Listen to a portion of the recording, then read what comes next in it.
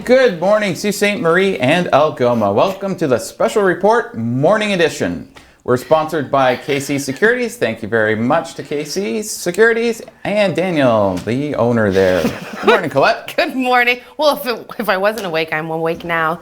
Good morning. You're making me feel so boring next to you. Someday I want to do like the Robin Williams version. Good morning, Vietnam.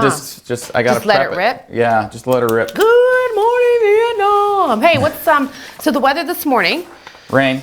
Done. Is that what you called for? Yes. Today Congratulations. Today was actually rain, clouds, or sun. So I got that right.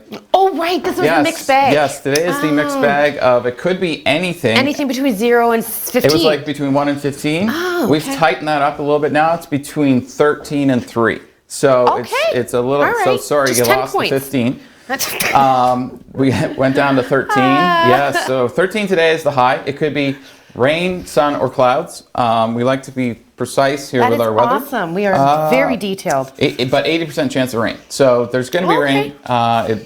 It was definitely raining overnight. My car was wet when I came out in the morning, so it was a parking lot. Yep. But there is supposed to be more rain today, especially later in the day. We're supposed to get some. Tomorrow, though, you're welcome to St. Marie and Algoma. Instead of a high of 15, it's going to be a high of 17. Oh, so, yeah. Sweet words. And I really hope those shorts I ordered finally come. Since the delivery date said May 12th, and pretty sure... Today's the 15th. Yeah. They were supposed to be delivered by the 12th. So I'm getting a little worried right now. Okay. That someone is either wearing my shorts or they're stuck somewhere. No. Okay. And then Sunday, rain, high 11, low 6. And Monday is a mixed bag right now. We don't know if it's going to be rain, sun, mix of both. So. Well, I'm not too sure I like that weather forecast at all. Well, hey, we're still getting a nice Saturday, and it's going to be even warmer on Saturday. So can't really complain there. Good. So. All right. So listen, I'm here today. I was bright-eyed and bushy-tailed. Would not want to be late 2 days in a row, so I wasn't. Just so everybody knows. But before the show starts, I don't know if anybody knows how the TV world works, but we've got a wonderful coworker who yells 2 minutes, 5 minutes, 4 minutes, which is awesome. But the anxiety level, even though I'm not nervous or anything, I'm like, I'm doing one of these. I need Kevin to do that in the morning for me. I need 2 minutes. Well, I mean, he is the guy that makes sure everybody gets on air on time. Yeah. Because he just yells it. I mean, he's actually kind of like Robin Williams and. When he I need to borrow Kevin. Good morning Vietnam thing, it's Kevin's like 1 minute, 3 minutes, anyway. And you hear him through the whole building. Oh yeah, you do, and then all you hear is. Yeah, and then when you hear like a 2 minute warning, you hear a pattering of feet of people running in to check that their mic works and that their earpiece works so they can hear the producers and stuff. In a few swear words. And some people won't be watching us either right now because of the power outage. Yes, there's a power outage. Why? I wonder what caused that. We don't know. We don't even have a release about it yet, but it's down like near Algoma University area. So further down Queen. And downtown as well. Oh, okay. So. Downtown. Well, we've got some other news. So the shooter at Girl Cap that we mentioned yesterday with the BB gun, we have a description of him today. It is a man wearing a gray coat, but a man and woman who actually saw him leave in a truck. So that's all they have. On the truck? No. No, we do not have a color in the truck. It is a gray coat. Investigative journalist in me that would ask women. Truck color. I lied. It is a red truck. Oh. And a man wearing a gray coat. Those are the two details they have. So not much. But if you remember seeing a red vehicle, maybe you can remember which direction in which they were traveling. Any information would be helpful to contact the police services with that. I love the Sioux's version of like guns. Yeah. It's a BB gun.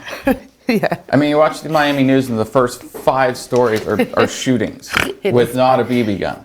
And then in this town, we're looking for someone with a BB gun. It's great. I love it. I feel much safer. Oh, it's way safer. I don't have to worry about getting shot at the grocery store if someone takes my spot. Sometimes I forget to lock my door, my car door. And did you ever see that Michael Moore movie where he was in Toronto and he just randomly went and he was just like, he was talking about the difference in crime between America and Canada. Yeah. And he was actually just randomly walking into people's homes with the door, because they had the door unlocked. And he went to, I can't remember how many homes he went to. He didn't show all of them. He just kind of showed all these people surprised. And they weren't locked why don't you lock your doors or whatever? And like he went to 10 homes and 9 of them the doors weren't locked. well, that's Canadian. And that's in Toronto. I mean, like Canadians are so much nicer, though. Come on, right? Yeah, we're even nice when we rob other people too. We apologize afterwards. And, So we've got some new stores opening up. Surgeries are starting again. New case here in Algoma as well. For Yeah, are we gonna? Do you want to get into that after the commercial break? Oh Because yeah, I'll I do that feel like that is a big I'll conversation. do that as part of my COVID-19 update. So also the Indigenous Services Minister is, she says banning sacred ceremonies is a dark stain on Canada due to the fire ban.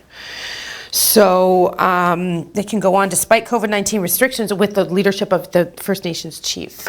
So that is another discussion. Yesterday, the Indigenous Services Minister was bargaining for those who live off reserves, who were not benefiting from the COVID-19 money because it wasn't enough. There was something like 94 cases. The funding available just wasn't enough. So the Minister of Indigenous Services is busy these days.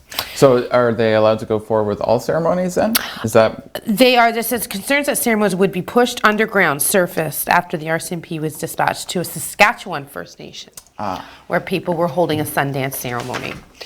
But it is, their tradition, so there is a story around there. And to deal with the fire services, they are doing really well with their social media campaign stuff. So they had, you can win a propane tank. So they delivered that, or a propane fire in place of the fire ban, and they delivered that to the winner yesterday. So I'll have that name for that person for you for later today. But yeah. So the fire service is giving up propane, which is like the most flammable gas? Place. It's a fire pit. Oh. It's like a fire. Something you put in the fire pit is propane. Propane. Right. Okay. Come on. Stop being technical. The investigative reporter in you is really annoying sometimes.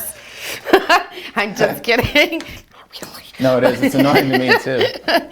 But we do want to talk about the new case, and it kind of similar to a board game we used to play when we were kids. So we've got that when we come back after this commercial break.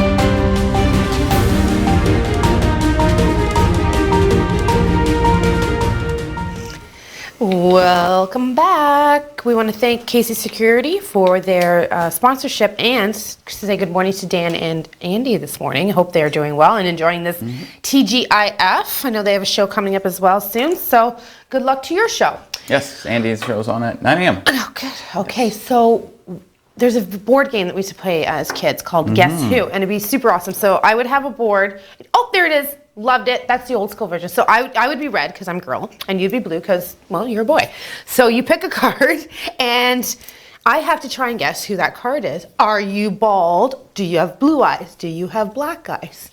Do you have a smile on the picture? So we get where they're going with this, right? Yes, Let's talk about the release from Algoma Public Health. And I'm going to ask you a few questions. Okay, sure, go ready? ahead. 1 second. Let me make sure I have the right piece of paper here. I was so good at this game, I think that I'm going to just kill it right now. Alrighty. You ready? Go for it. Okay. Is the subject male? Don't know. Okay. Does the subject have long hair? Don't know. Does the subject have blue eyes? Don't know. Does the subject have a heart? Not, a pulse, well, a circulatory still pulsing. system? They are in self-isolation so far. Okay, I give up. Who is it? We don't know. Okay, well. So, well, guess who? remember a little while ago, I believe it was the 13th case, when I said I was fully expecting in the future to get one of these announcements about new cases to say just some random dude? It's less than that. Okay. They have eliminated the part of the spreadsheet, the column that's age and gender. So we do not know anything about this individual other than they tested positive for COVID-19 somewhere in Algoma. And that's basically it. So, and they're self-isolating. Sorry to interrupt, but I have a question for you. And this is why we get along so very well. And I'm off my belly button tape. Oh, no, I'm not. How are we supposed to keep ourselves extra safe? Or not extra safe, how are we supposed to be diligent all the time? Can you not break it down to the area? You don't have to say, oh, they live at one Great Northern Road, but they have broken it down into specifics? 4 regions, but the regions are big. Okay. This one, we are able to, if you do a little, you want to be a little bit of a detective. Yeah. We do know, I can tell you that this one's into Sault Ste. Marie area, just simply because the number there went up by 1. Right, yes, you're right. But as far as the information they've given us, like they used to give you the case number, age and gender, then exposure category, status, and tested. Okay. They have eliminated age and gender, but they have put in what they call important information. Okay, that's great. Except where it says like close contacts have been notified. Okay.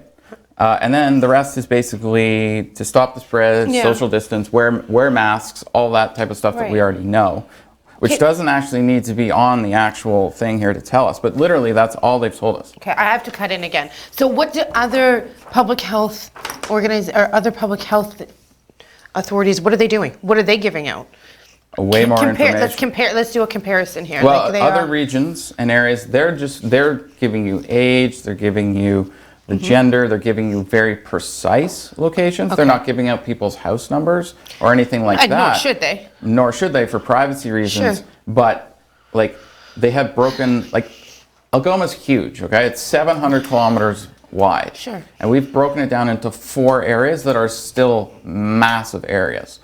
And we know this one's from Sault Ste. Marie and area, but only because if you go from this and then you go look at the update, then you find out. But as far as, like, they didn't even tell us age and gender. Okay, so I have one more question before we have to throw to our hashtagging this together SSM video. But so when did they change it? When did they include more information in previous releases? Well, it started out with more information in every single case. It's basically been less and less. Like if you go back to like the original cases, there were travel cases. They told you where they flew into. Okay, so no details still. And then they slowly started to eliminate that. And then now it's we don't even know. This could be a 20-year-old. It could be a 7-year-old. We have no idea. Well, regardless, Rio will update everyone when we get that, right? Now, we do have a hashtag in this together with St. John Ambulance that we'd like to share with you at this time. We stopped our in-classroom hands-on training on March 17th. That was when our Ontario Council shut down classes. So I then spent a week still going to the office and answering questions and emails and phone calls. But after, I think it was March 25th, that we finally said, okay, we're shutting down the office. And we've all been working remotely from home at this point. Still answering emails, still checking voicemails, still providing products and services where we can. Okay, and do you find that you're still busy? You're receiving a lot of phone calls for requests for assistance? I am, because we are somewhat considered an essential services because we provide supplies for first aid kits, as well as AEDs, automated external defibrillators. Right. So from that point of view, and if you want to see that full video, you can check out the Sioux Online on TV YouTube channel, and you can see the full video for that. I'd like to thank KC Securities for sponsoring the special reports, the morning show, and also the midday edition. Yes. We'll be back here at 1 p.m. for another special report. We'll see you then. Have a good morning. Enjoy your Friday.